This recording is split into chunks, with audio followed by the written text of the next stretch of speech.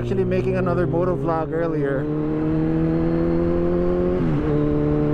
and the stupid part was the stupid part was the microphone wasn't attached. So I was talking for like 30 minutes straight, and nothing was going on. Nothing was recording. I'm like, dude. Oh well, papel.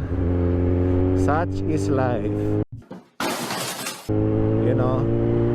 Pit water,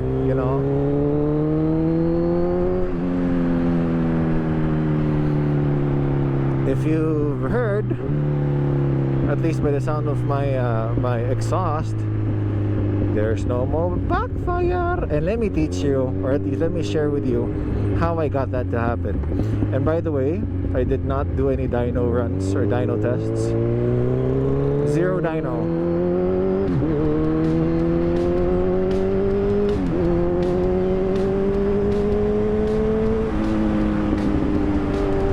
Okay, so hi guys, Chino here. Back at it again after quite a while. Medyo dugay tanawa, but we're here.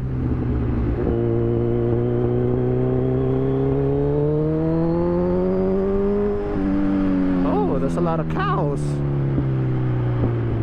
A lot has actually happened in the length of time that I was away, that I wasn't uploading.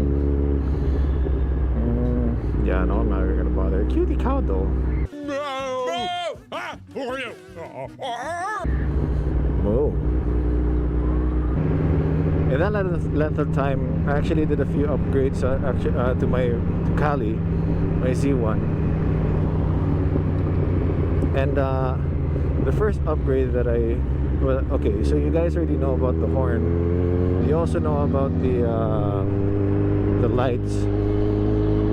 But I actually added a windshield right here, which to nobody's surprise did little to no help with buffeting the wind. So this is a naked motorcycle. If I wanted, like, there's no wind protection whatsoever. The best that this could do is probably redirect the wind here, which is it's okay, but I wish it would have redirected more. But if I wanted that to happen, then I would probably put the windshield up a little bit here, but that doesn't look good.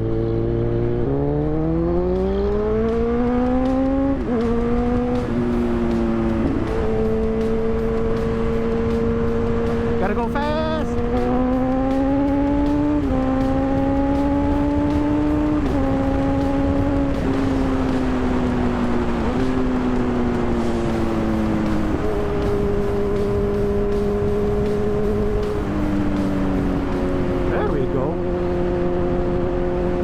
If you noticed,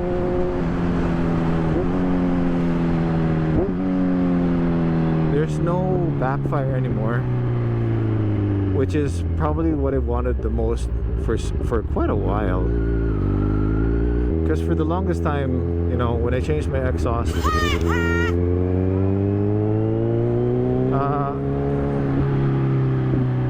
there was so much backfire that it actually hurt my ears and the ears of those riding with me. And it wasn't like just any like normal backfire, like blugga. No, it was a backfire that went and I mean like really loud, like huge, huge spurt of flames, just like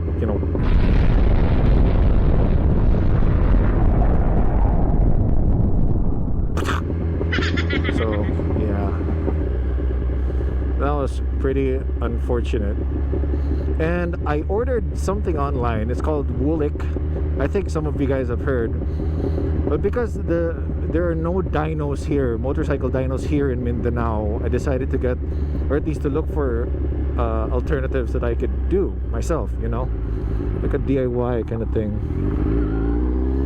So they're a company that specializes in ECU reflashes, and I ordered their complete kit for around $1,000, which is not cheap, by the way. That's 50,000 pesos, and masakit po sa bulsa. But at the same time, I was able to get it. I didn't install it for about 3 months probably from when I got it, and it was only until like a week ago where I actually really tried to mess around with it. I got a bench harness, and then I'll explain that in a bit. I just need to get something here.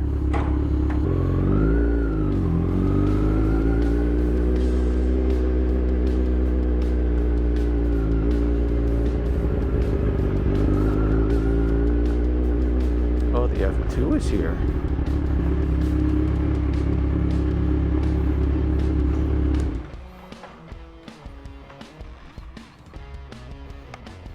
Alright, we're out in one piece.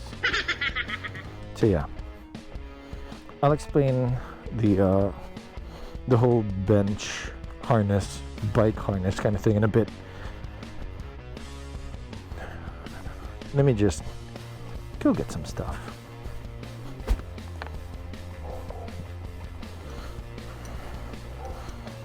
I actually look ridiculous. Am I recording? See? I look like a Ninja Turtle.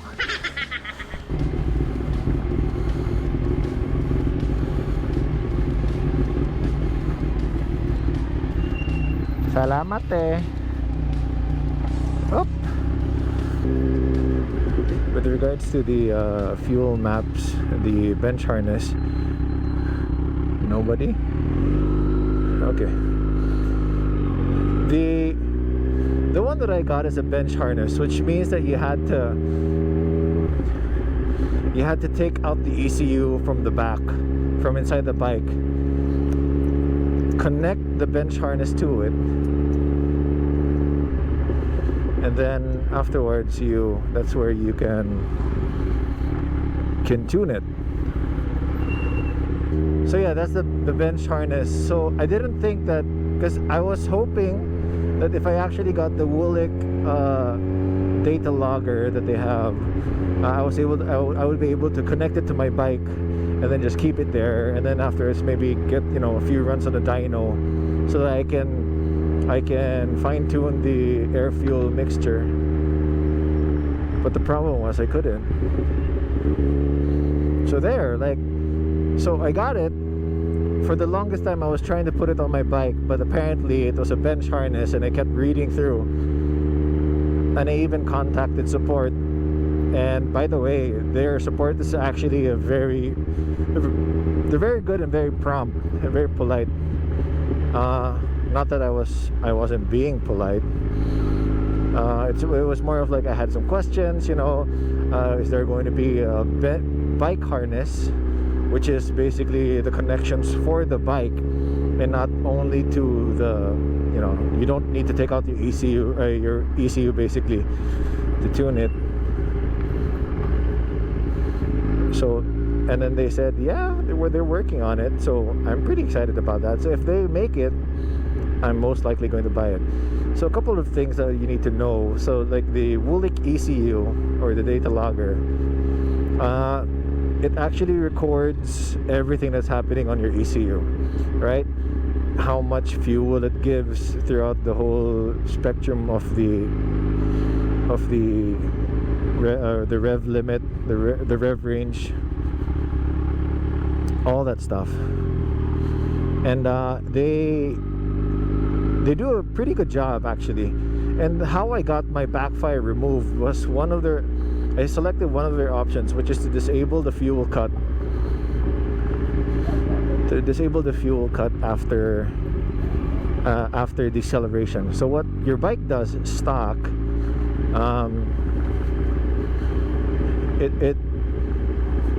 when you're revving and then you cut the throttle like this, like that, it will try to suck in air and more oxygen in order to try to burn off the excess gas, the excess gasoline and gases that are still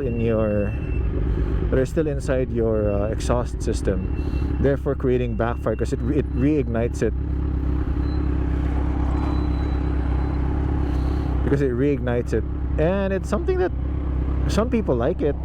I personally don't, because it hurts my ears. When I installed the full exhaust on this one, oh boy, did I have fun.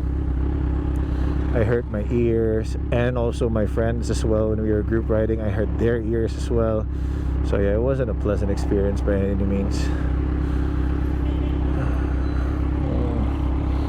A lot of cars today, huh?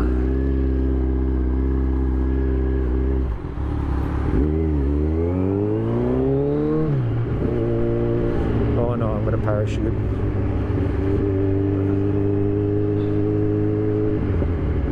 Okay, so it's still intact. So I selected it.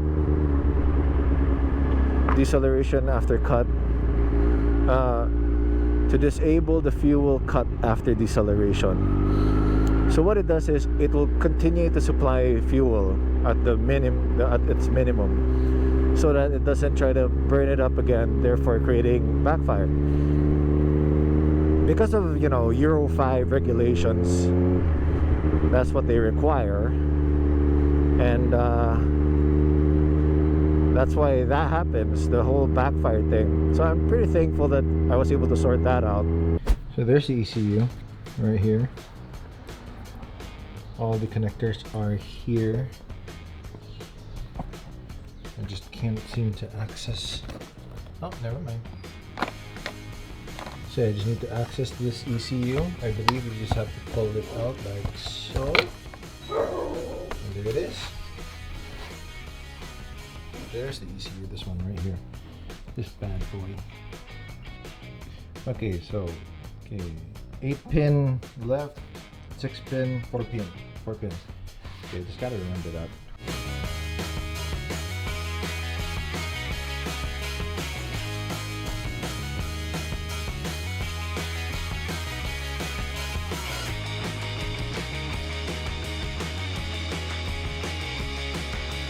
Okay, so this is it. This is the ECU out. Just gotta be careful not to put any dust in it, I guess. I wouldn't know. But yeah. So we're going to mess with the, not even mess, but modify these here. These two ports. I believe it has something to do with these. So we have to, there's a diagram here. Wait, what am I doing? So on this port right here, we have to modify 2 pins here.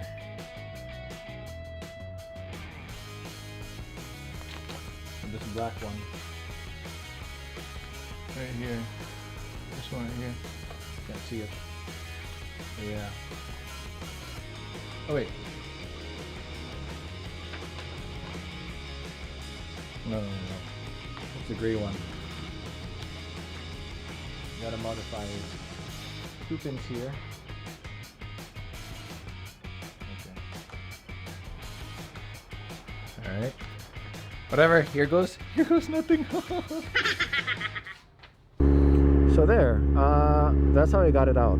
I'll leave their website down in the description below. And they have pretty good directions as well. It might take you a while to fully understand, but for bench harnesses, they're not that bad.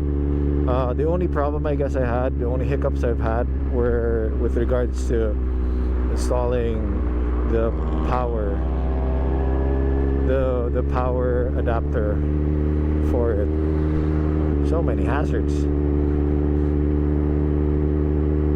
Ooh, he almost died. You almost died, man.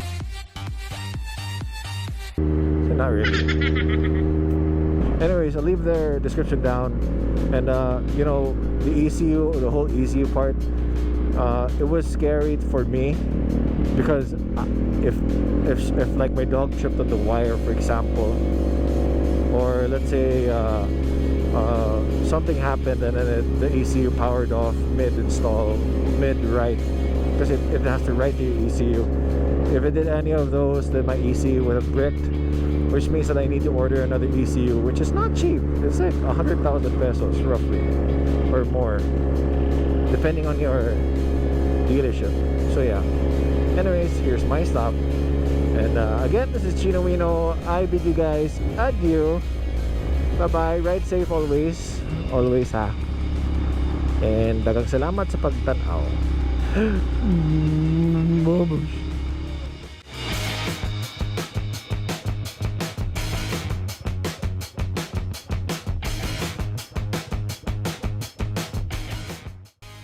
If you guys have any suggestions, leave it down in the description below. I mean, comment down. And don't forget to like, subscribe. Give me some feedback, will you? So I'm trying to be unique here. I'm kidding. You are unique, just the way you are. So yeah, I'll see you guys soon. And of course, mag-amping kitang tanang kanunay. Bye!